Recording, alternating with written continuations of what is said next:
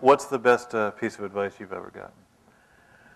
Don't burn a bridge, no matter what a person does to you. And trust me, I've had strange things done, but don't burn a bridge. The business is too small.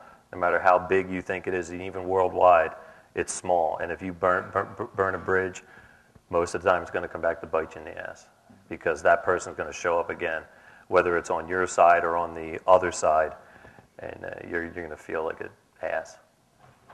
Just don't burn a bridge. You can yell and scream behind the door, but once you're, hey, how's it going, nice guy? Well, speaking of that, how important is publishing to your business? It's a part that we want to develop too, but it's not a part we're dealing with right now. The bands pretty much own their own publishing, and I would suggest that most bands that don't need cash keep your publishing. That's where the money is.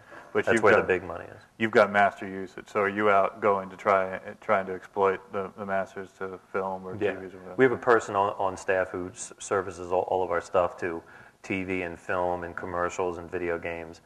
And since we don't own the rights, we get a piece of what the placement is based on our deals with the bands. Best part of working in the industry? It's fun. And it has to be fun. As soon as it doesn't become fun, get out, because then we're not trying to cure a disease, we're not trying to save lives here. We're having fun, and it's art, and you're supposed to experience it. You're supposed to enjoy it. As soon as it becomes serious, and that's when I quit. I was just like, you guys are out of your minds. I'm out of here. What's the skill that you think you got to have to succeed? Know what's bullshit and know what's not.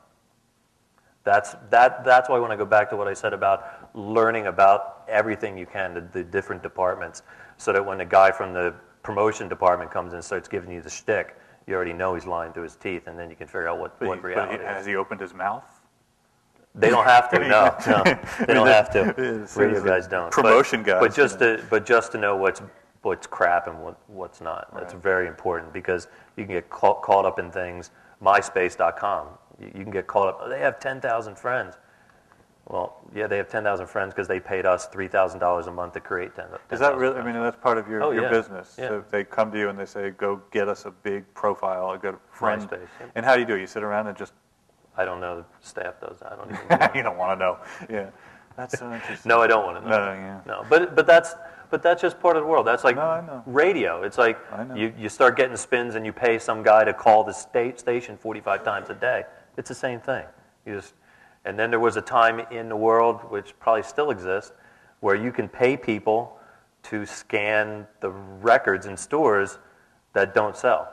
Sure. And that was done big time. There's many acts who real started their career. Is going to stores that scan like 10 to 20 to 1 and paying somebody to do that.